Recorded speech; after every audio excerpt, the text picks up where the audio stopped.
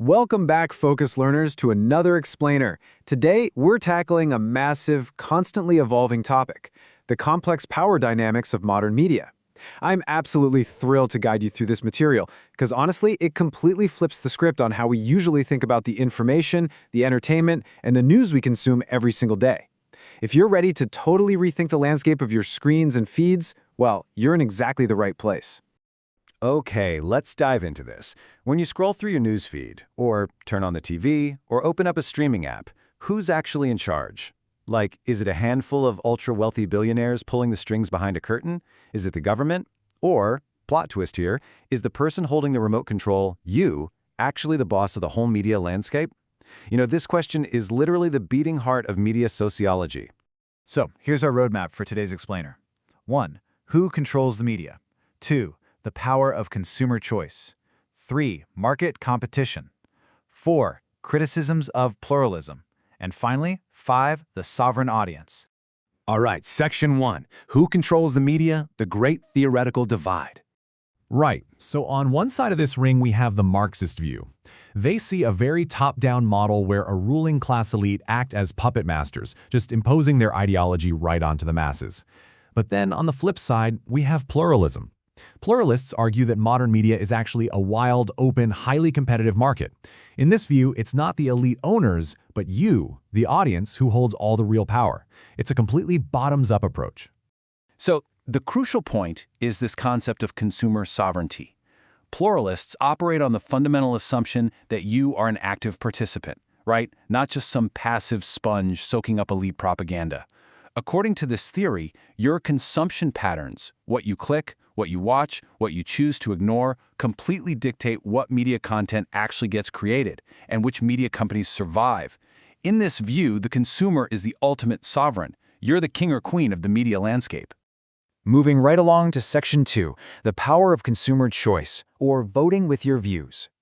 Pluralists basically see the whole media landscape as this continuous democratic election. And here's exactly how the mechanics work. Step 1. You, the audience member, make a choice to watch a video, read an article, or share a post. Step 2. Because you gave that content your attention, that specific media outlet gains advertising revenue.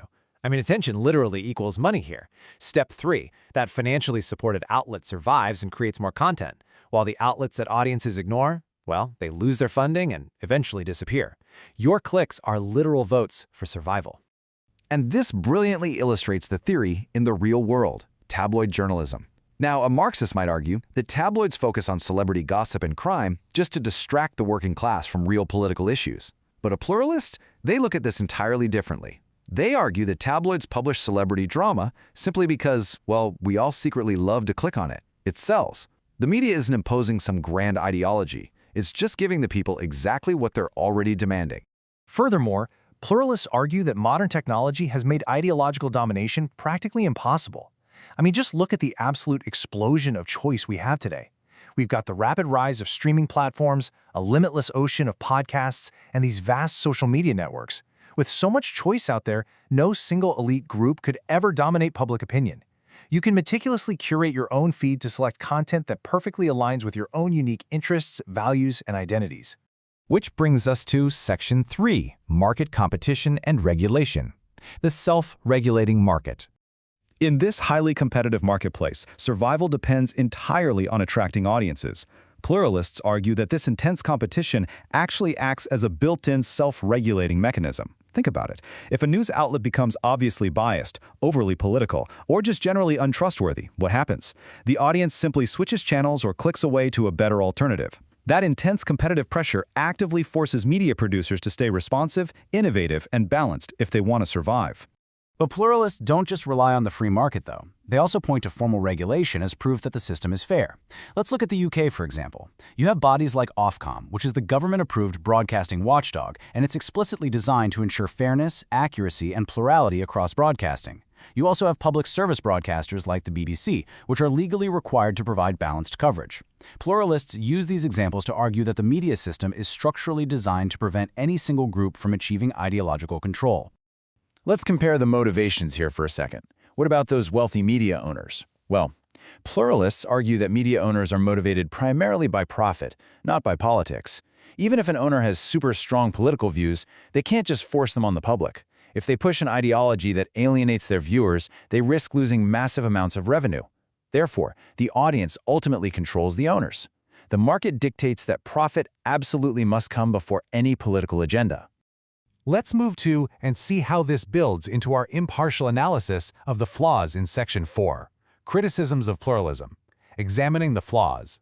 So what are the primary critiques here? First up, Marxists argue that pluralists are far too optimistic. They claim pluralism vastly underestimates how concentrated media ownership actually is, with just a few giant corporations owning almost everything, and they say it completely ignores the subtle, almost invisible influence of elite ideology.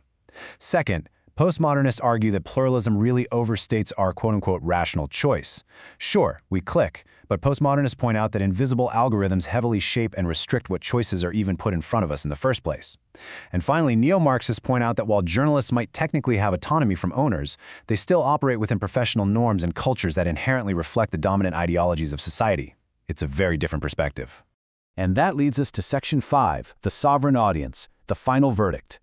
Despite those valid critiques we just went over, pluralism really does remain an incredibly influential and necessary lens for analyzing media. Why? Well, because it correctly highlights the sheer agency of audiences.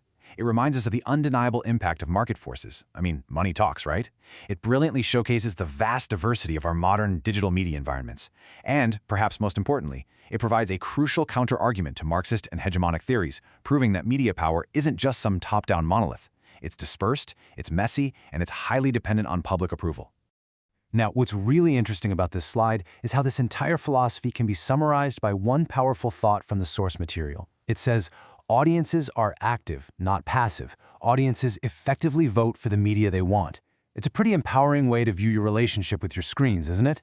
You're not just a victim of the media, you're the architect of it. Every view, every stream, every click is a ballot cast in the media marketplace. But as we wrap up this explainer, I want to leave you with a thought to chew on the next time you sit down with your phone or your TV. Think about that pluralist ideal of total consumer choice, and then weigh it against the postmodern critique. Ask yourself, was your latest binge watch a truly free choice?